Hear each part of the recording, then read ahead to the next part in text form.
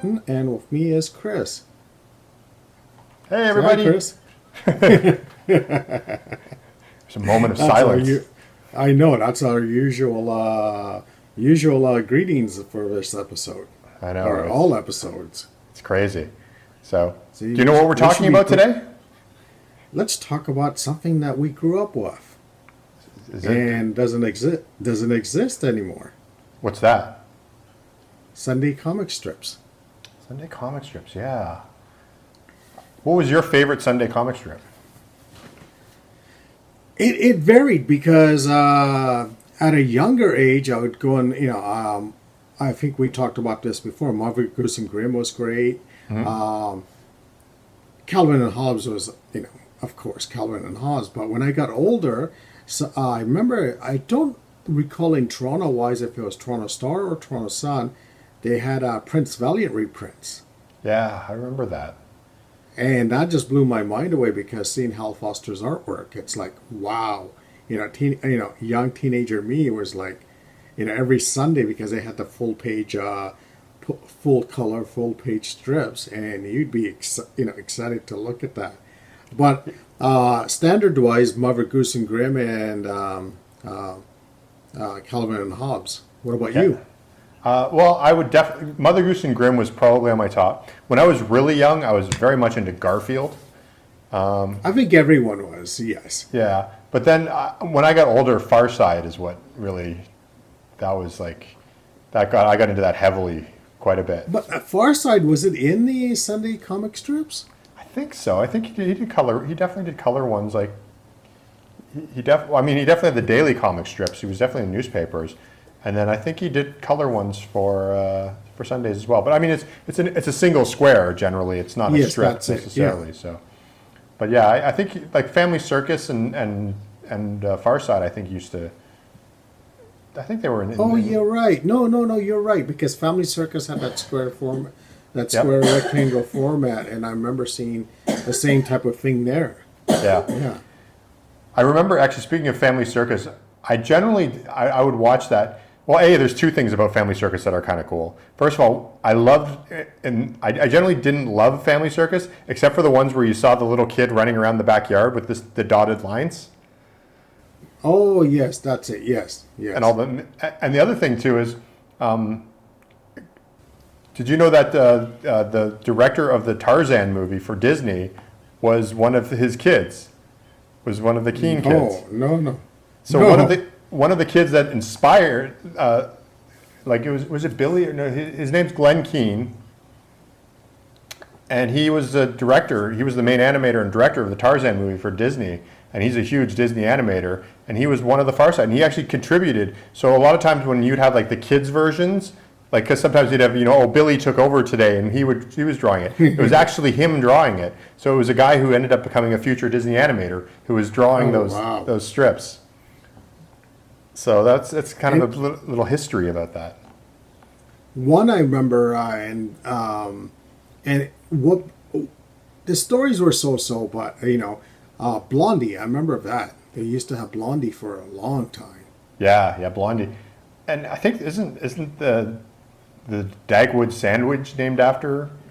Like there's an actual food you can get that's based off the comic strip that's like a popular sandwich in the U.S. Oh, is it? Yeah, and I think it's based off of that. It's funny because people talk about that like with YouTubers and stuff like that. They talk, there's all these food crossovers, and they didn't used to do that. It's like they actually did. They just did it with Sunday comic strips. And the other one is Andy Capp had snacks. He had these cheesies. Oh, Andy Capp. Yes, I remember. Yeah, that was good. Yeah, Andy Capp. And he actually had cheesies. I know this because I've reviewed them on Candy Critic. But there's actually, and they still exist. You can buy Andy Capp cheesies. And it's like these like flavored, I think they're like French fries. Because I think he liked cheesy fries or something. I'll be honest, Andy Capp was kind of like, I think it was too adult for me. Like by the time I'm old Yes, enough. the humor was too much. Yes. Because, the Sunday strip for me, I think as an adult, even like, as an adult now, I don't think there was a lot of strips that I didn't really read because they were a little too adult for me. I agree.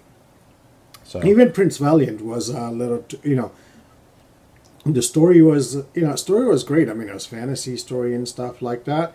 But the young 12-year-old or whatever me first experienced that, it's like, the story, I think, was beyond what I was thinking, you know, um, comprehending, but artwork just blew me away. So Prince Valiant, I know I've seen the comic book as well of Prince Valiant, like the books of it. Yes. Were the comic was the comic based on the strips, or were the strips based on the comic, or both? I think it wasn't originally Prince Valiant. I think came out as a comic strip. Okay. Yeah, I Yeah, mean, because in the going back to I'm trying to remember if it was. I mean, we had to. We should have done our research before this episode, but I'm not sure when Prince Valiant came out. I'm not sure if it was like the 40s, 50s. yeah.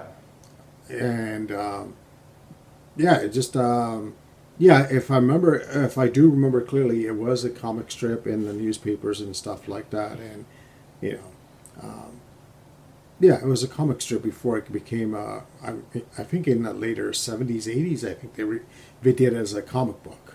Yeah. The only comic strip slash comic book thing besides Prince Valiant, Spider-Man, when I was really young, had a strip. Yes, I remember that. Yes. But I don't think it ever interacted with the comic book. Like, it's funny because we often talk a lot about crossovers on this podcast between comic books, but I wonder if the strip ever crossed over with the comic book to try and sell comic books. I wonder if it had the same characters in it. Yeah, so I mean, imagine, say for example, the great people who make newspapers say we're bringing back the comic strip. We need content. We need TikTok Tom. We want to do a TikTok Tom strip. How would you do that? Nowadays, it would be hard to even think about. I know my friend Paul Palmer, who does a thing on soccer, a comic strip on soccer. Okay. So, and I'll put a link to it down here. He did that for a few years, Yeah. but I don't know. I've never tried doing a comic strip. It's weird because I think for certain things, like I think I could do it for Blue Orchid, but it would be like really simple things, like she's fighting a monster, maybe there'd be like a gag about or some kind of thing about her. But in the strips, I remember too, like there was continuing narrative to some That's degree. what I was going to say. Yes, because the standard humor comics just had the start, middle, end, and the punchline. Yeah. And but comics like Spider-Man, trying to remember the other other more story-oriented ones. All of them had continuations. But you'd have to like make sure, like the thing about comic books, and I think we can all admit this as comic book artists, occasionally you have a page that's boring, right? You sort of have a page that's kind of like, Yes. you can't really do that in a comic strip. Like you have to have something going on every single time. You can't just have No, but I do remember some comics that just had that one big panel. Yeah. Instead of breaking it up into smaller panels, I do remember the one elongated panel, and it was just a full scene. But like if Spider-Man is talking to J. Jonah Jameson in his office, or Peter Parker is talking to J. Jonah Jameson in his office about the rates he's getting for taking pictures, which was a common theme in Spider-Man, you couldn't like do a strip on that because it would be so boring to watch. It works in a comic book because it's just one page, and so he's going to jump out the window and be Spider-Man or whatever later. But you have to remember this stuff was done on a daily, not drawing it wise, but when it was actually printed, it was done on a daily basis. Yeah. So you didn't have to wait that 1 month for the next episode or next storyline. It was every day that was coming out. But you don't think that like having every once in a while you have to have a boring strip if you were to follow that narrative? But think about this way, and this is, you and I and everyone else can relate to this. When I was younger, commuting from, one end of Toronto to another end to go to school or work or whatever, at a young age, going to school, you get on the bus, and if there's a newspaper there, first thing you do is grab the newspaper, look at the comic strip, read it. Or, you buy a newspaper on the way to work, and you read the comic strips. Yeah. So it's a daily routine. It's a daily routine where you get into reading that, and even the boring comic strips I remember reading, and if it was a continuation, it didn't matter if it was boring. You just read it. I guess so. Yeah. It's just funny because you sort of think about like the rules of like you have to hook people on things, But but I but get on the other hand, you have to remember, like, this is when before the comic strip page started declining. Um, I remember an example like Toronto Sun used to have a full page of comic strips in yeah, black and white, and I'm just assuming. Let's say there's 20 comic strips on that page. You'd read those 20 comic strips, and half would be good, half would be bad. It didn't yeah, matter. You just read all of them. it's And if true. they're boring, you come back tomorrow and go, still read it. Hopefully it'll get better. Yeah, it's almost like TV of the past. It's like, what did you? People ask me like, what did you used to watch on TV? It's like whatever was on, because that's all you had. Well, that's it. You And we know. had limited channels and stuff. And same thing with comic strips. And the good, exciting part with us growing up with newspapers was Sundays was a big deal because I remember Sunday mornings, running outside to the newspaper. We didn't have a subscription to the newspaper. I'd run out to the newspaper stand and put the dollar in or whatever it was at that time, Yeah, grab the newspaper and bring it back. yeah, yeah. I miss that stuff. You know, it's funny because it's not as satisfying as when you just get it. Like, there's some comics now that web comics web comics are pretty much the closer to what I find the sort of comic strip. Like most web comics that I read are Oh, closer it to a is. comic strip than they are a comic book. They are, but it's not the same experience. Yeah, it's not the same. Again, it's that whole thing. Grabbing the newspaper, opening it up, looking at the comic strip, and now with the digital age, everything's in color. Before Yeah, you had to wait for Sunday because that was the excitement. Because Sunday you got the in the newspaper you got the supplement that had the comic strip in, which was what sometimes 10, 15 page thing, and everything was in color. yeah, yeah. That was exciting. The other thing that we're talking about with comic strips that people don't realize is the amount of work it takes to make a comic strip, like every single day. I haven't heard about one comic artist, including like Charles Schultz or any of those guys. The work that they put into it because they had to do it every single day. And if you wanted to go on vacation, then you had to like double your workload.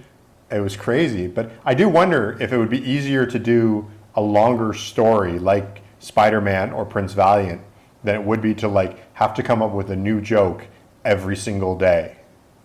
Yeah, I wonder on that because you have to you have to have the punchline at the end, and you know it would be hard to come up with it. I mean, kudos to Gary Larson, and I can't remember who did Far Side, Mike something, Farsight Mike is. something, Oh. Why is and it Eric yeah, Larson? No, no, no. I thought it was Larson though. I think his last name is Larson. no, that's Far Side, but Oh, okay. Marvel Goose and Grimm was someone. Oh yeah. Mike Peters, Mike isn't it? Peters. Yeah, I think that's right. That's it. And coming up with those punchlines at the end. Yeah, you're right. What's more difficult now for month to month basis? I mean, week to week. Oh, no, sorry, daily basis. That's hard. Yeah. Yeah, that's why I think maybe doing a strip like Spider-Man or Prince Valiant would be easier because that's like drawing like 2 pages a week, really. Yeah, yeah. Like, slightly different format, but I think content-wise, you're about dealing with about two, Now, maybe three pages a week. now one thing I do remember. This is the old days reading about it. The comics are some of them, and I don't know if it's actually true or not, but if you look at the dates, they put like in a month and day. They don't put the year. And from what I was told, that's because they could reprint that next year. Interesting. Well, I know they go into So syndication later. Like, I know that Peanuts stayed out for a while, even after Charles Schultz died. It still was in the newspaper for a while. yeah, There's a few comic strips that sort of after they finished, they just reran a bunch of them so I afterwards. think maybe that might be true, where you just put July 24th, and that's it. You don't put the year. So you could put in syndication, all that. And people are gonna hate me for this, but I never liked Peanuts as a kid. So you didn't like Peanuts. I think that is probably the least popular opinion you could probably say in all of cartoondom. But it's totally fair. I totally understand it. I just never got into it. Yeah. A lot of people say Charles Schultz is a great artist, everything. I don't know. Something about the art I didn't like. Story, hit. Not a fan of it. Yeah. I think Peanuts might be a little bit like X-Men, where if you got into it and you just started reading it and you sort of got the continuation, it sort of made it was better. But like maybe you just picked up bits and maybe at the wrong time. I read it on a daily basis because it was there. It was there, so I read it. But Yeah. if it came to where if I had a choice, in a Sunday supplement, reading Peanuts or the other ones, Peanuts probably would be the last one I read. There was a few I'd read after Peanuts, but Peanuts was never my favorite for sure either. I would agree with that. Okay, Tom I Yo, don't- our friend, is gonna be Oh, sending he's us done. comments. Yeah, It's we're done he's with it. canceled. He's no longer Yeah. watching this show, so don't worry Yes. about that. The minute you said Peanuts is my least favorite, Tom Yost unsubscribed to the channel, so don't worry about that. Though I will say, I've liked some of the Peanuts stuff. Like there was an animated 3D movie they did, which sounds like the worst idea in the world, but there was an animated 3D Peanuts Really? movie that was actually really good. Wow. It was actually good. They actually figured out how to animate the characters well. It looked kind of fun, and the story was actually good. The Christmas ones are sort of like traditional things, but it's like, I'll be honest, I kind of agree. Like the story's okay. I think it's from a different era as well. It's just something about it, like you and I said. It's just something either it got you or it didn't, and I think two Yeah. of us were like, nope, nope. Yeah. Although I don't think I wouldn't be in my bottom of my list for cartoons. It'd probably be somewhere in the middle. Like I would read it, I would enjoy it, and there were certain things I liked more than other things in it for sure. But I think it was actually almost too adult. And I think the weird thing about Peanuts is That it was could be very it also, yes. it was very sort of couched to look like it was for kids, but it was extremely adult. Like the idea that Yes. Lucy was a psychiatrist Oh, that's and it. Yes. stuff like that is like really adult. And so I think people like Tom Yo, who are 10 times more mature than both of us combined, probably get it a little bit better than us. Whereas, we're looking at Mother Goose and Grimm and kind of the goofy things and sort of being like, that's what we Yes, want to go that's for. it. Yes. So Now, one mentioning goofy things and stuff like that, and not going the opposite direction of that.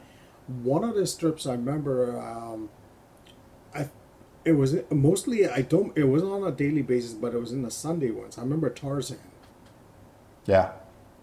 and I at that time I can't remember who drew it, but it had great artwork in it.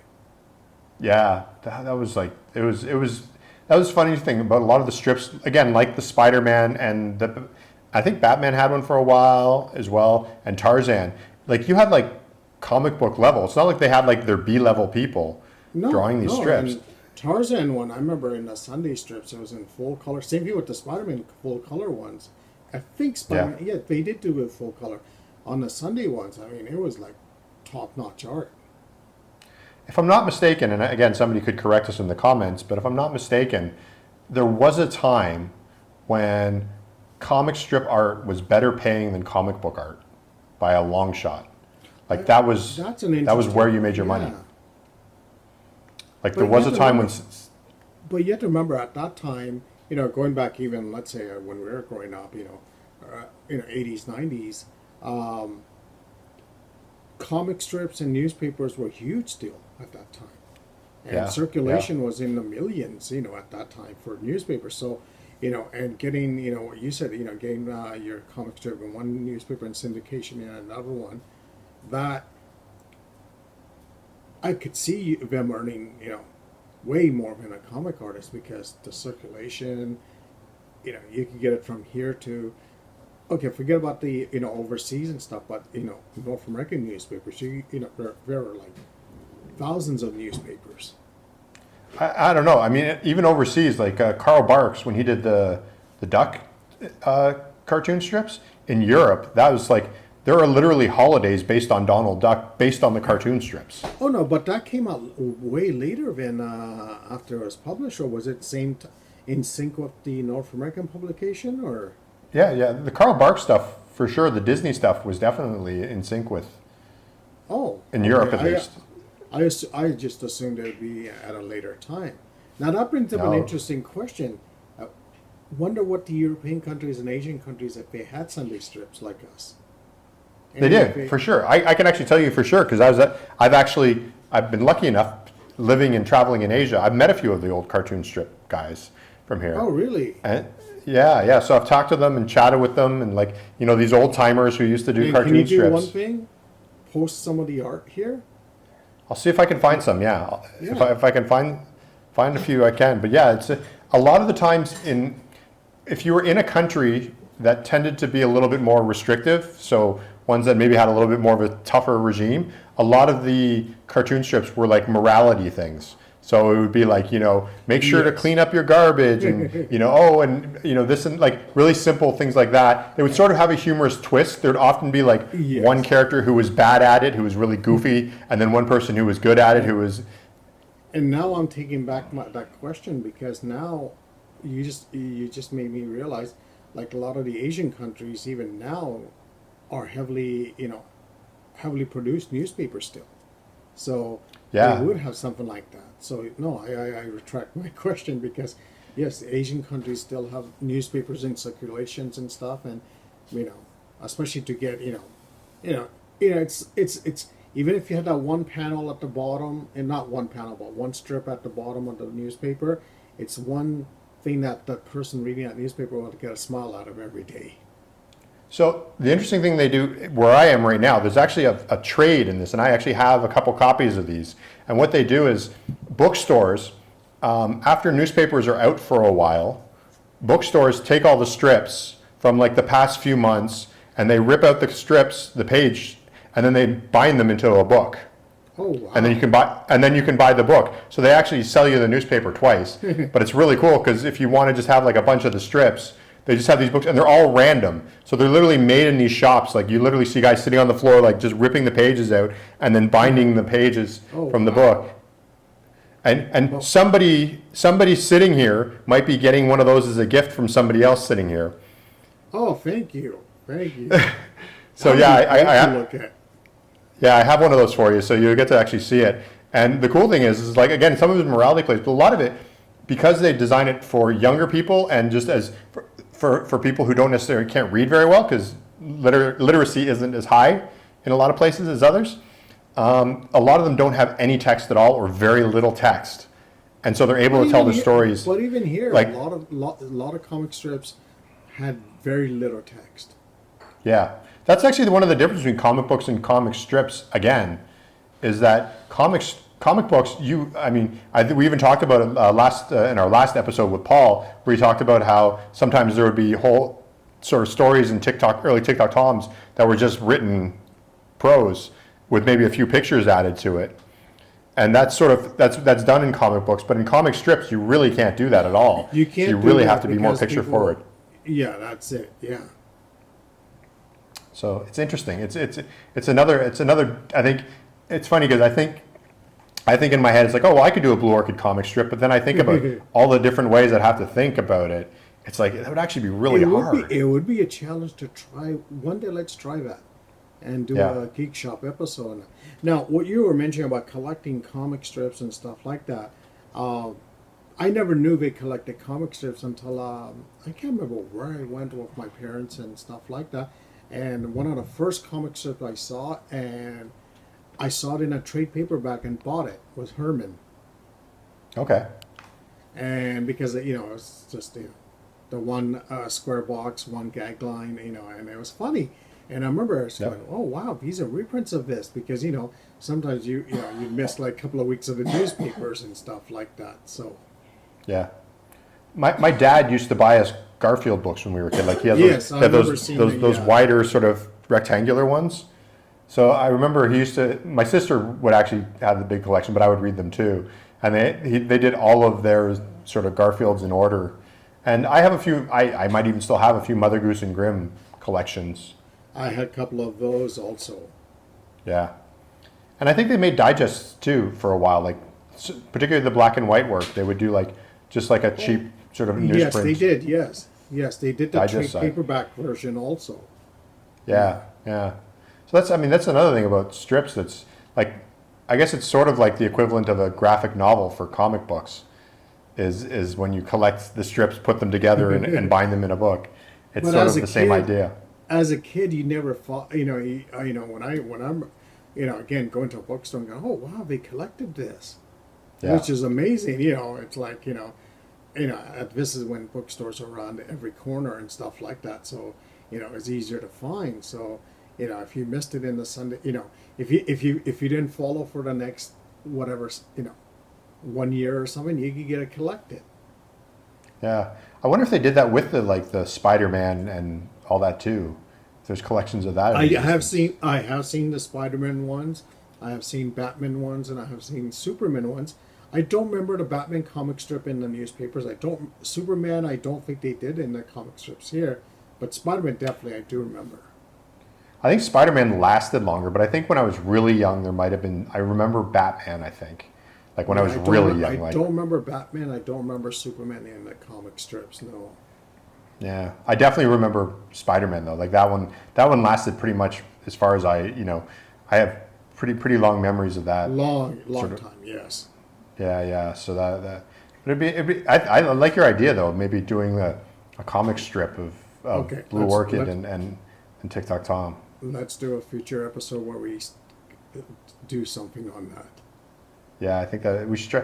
Maybe we'll think about it now. See if you can write an idea out.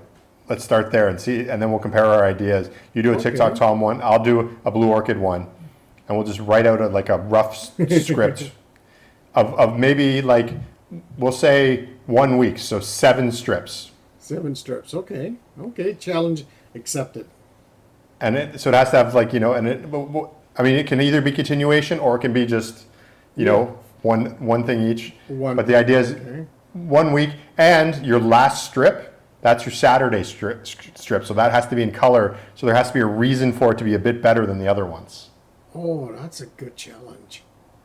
Okay, that's So a good so yeah, challenge. start on Sunday, Yeah. end on Saturday, but Saturday's got to be color. Yes. So it's got to be a little bit more than the Sunday, than the Sunday, Monday, Tuesday, Wednesday, Thursday, Friday versions. Now you got So. me thinking. Okay, so for another comic strip that I could talk about, but we need to do an extended version and a longer detailed talk about it, and it's the Holy Grail of comic strips, What's that? Calvin and Hobbes. Yeah, Calvin and Hobbes. yeah.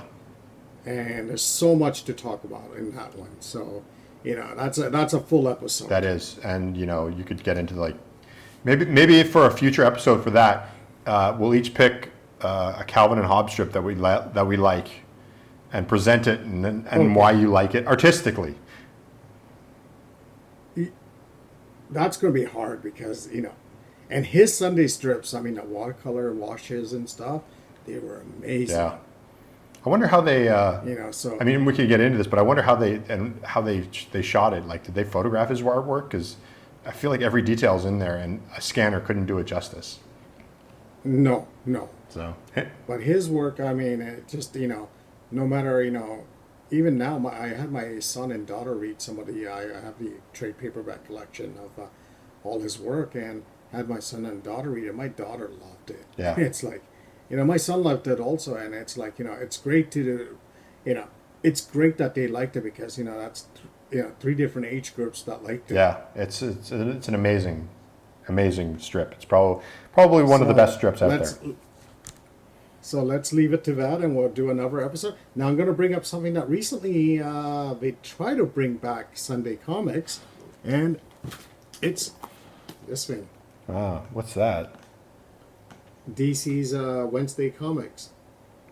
Interesting. They did it. You don't remember that? Oh.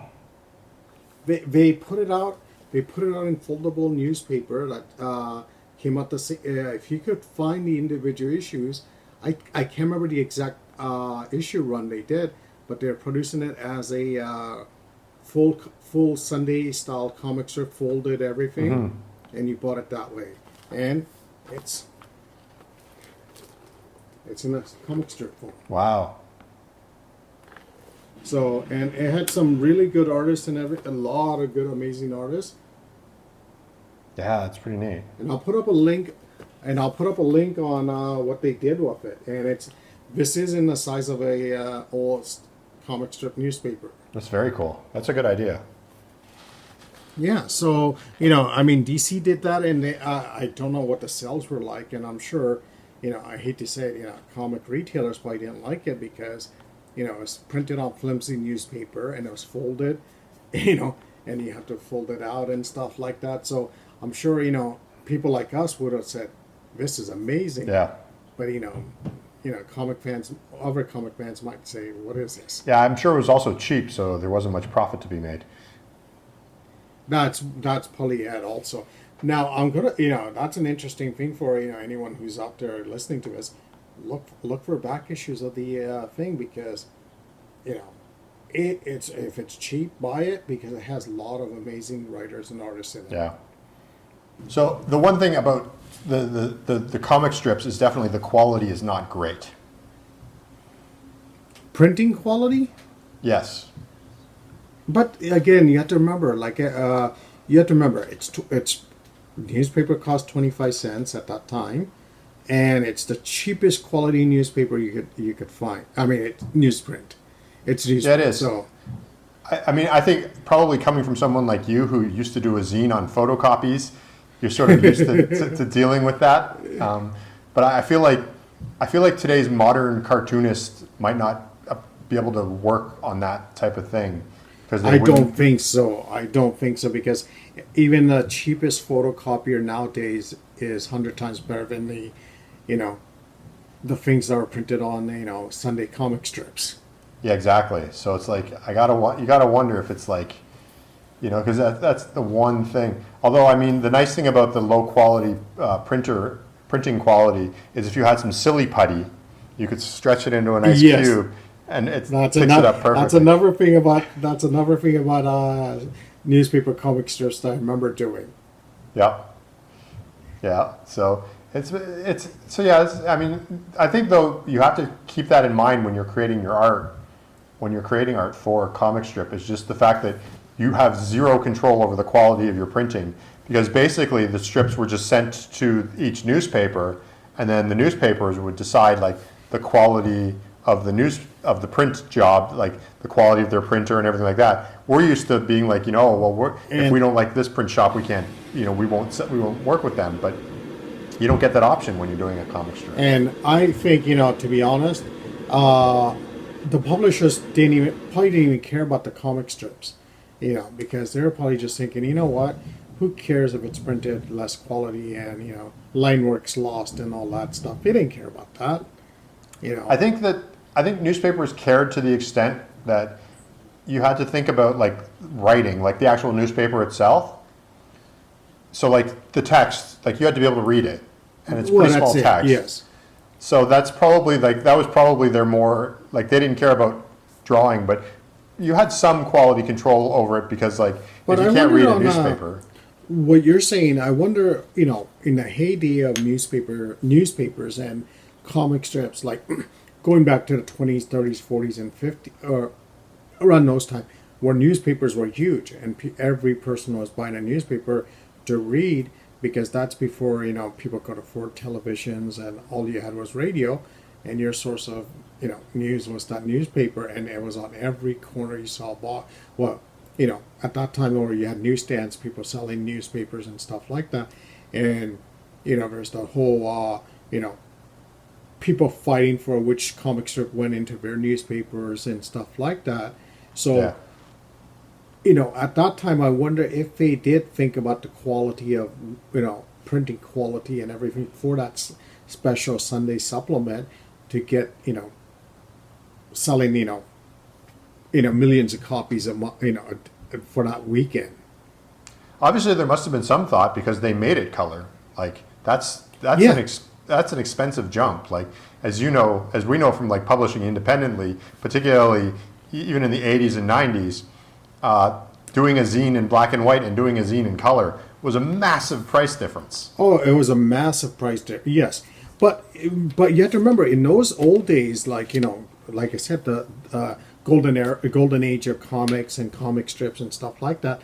People really, people were like going up to the newsstands to buy that stuff like crazy, and Yeah. every day we were buying a newspaper, and and every Sunday it was like yeah, dash out and buy that newspaper, but you know I wonder if again. I remember when I was working at one of the comic stores years ago, we used to sell cutouts of the Sunday papers, and they used to have like Prince Valiant. I remember Alley Oop and Little Abner and stuff like that. They would have the Sunday strips, Sunday newspaper clippings, and they would sell them, and people would come in and buy a lot of those.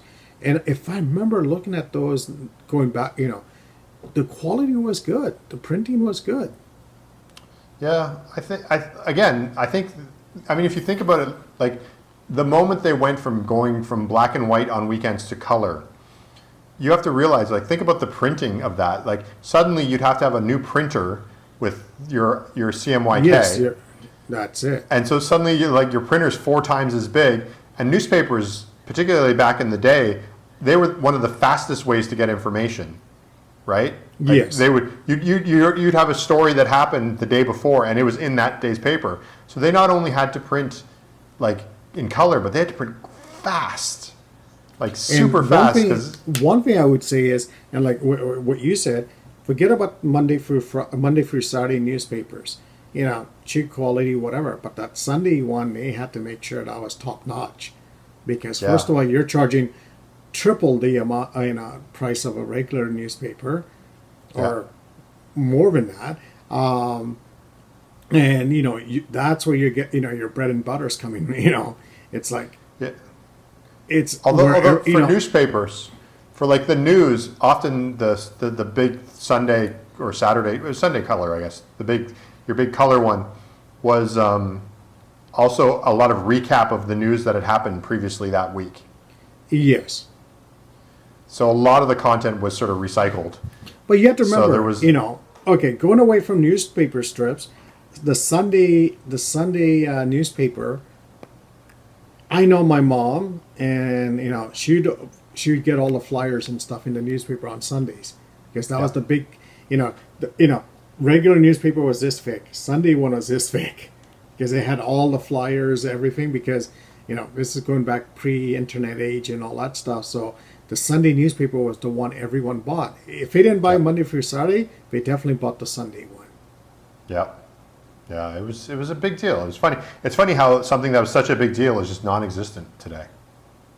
It's dead because walking around, driving around Toronto, walking around my area, I don't recall seeing a newspaper stand anymore. I don't see one.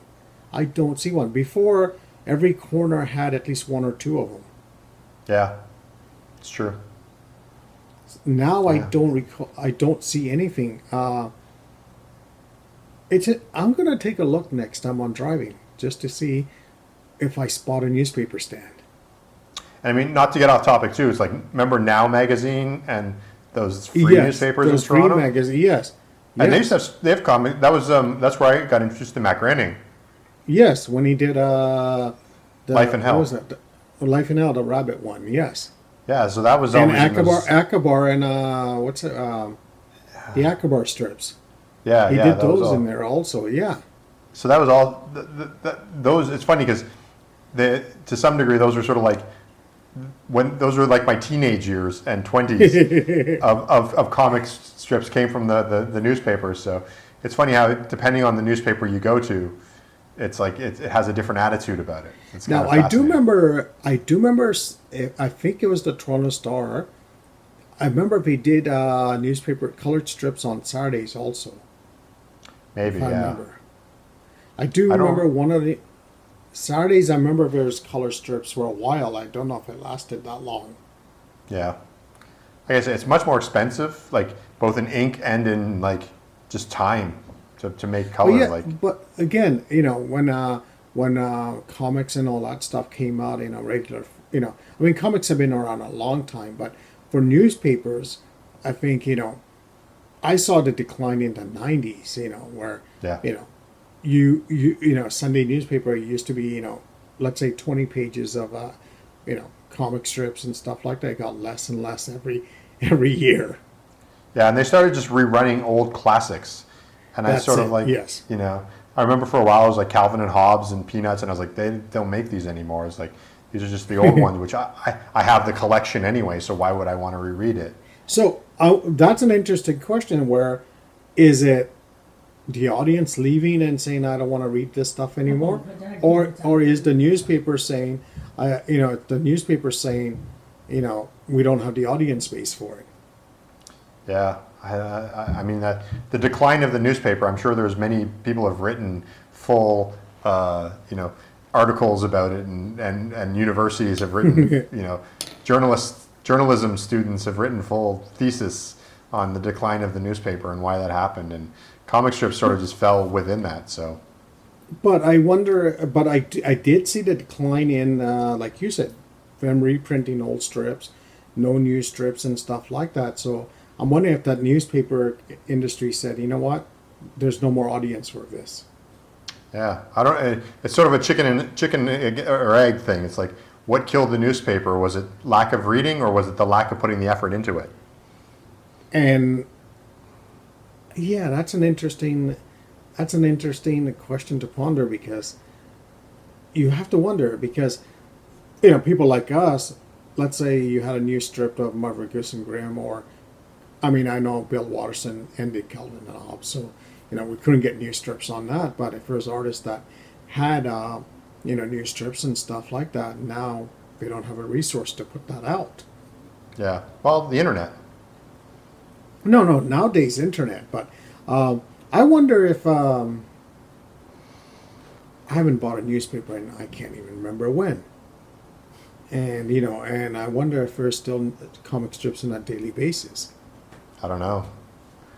Yeah, that's crazy. I think we should end this year, because I think this is like, we went from the beginning of newspapers to the decline of newspapers. Newspaper. I think we'll talk about some of our favorite strips, I think, in the future too. I think we that's have a to good continue idea. this. We have to continue this. For sure. Okay, well, thank you for joining us on this episode. We'll talk more about comic strips next time. Take care.